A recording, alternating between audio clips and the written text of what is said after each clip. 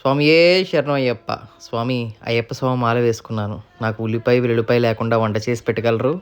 తప్పకుండా అయ్యప్ప. ఈరోజు క్యాబేజీ రోటి పచ్చడి. క్యాబేజీని చక్కగా తరుక్కొని దానిలోకి వేరుశెనగ గుండ్లు అలాగా వేయించుకొని రెండింటిని మిక్సీ రుబ్బుకొని దీనిలోకి ఆ కూసంత కొత్తిమీరను, ఉప్పు, పచ్చిమిరపకాయలు, మన యొక్క తాలింపు వేస్తే ఆహా ఏమి రుచి అని తప్పకుండా అనాల్సిందే అయ్యప్ప.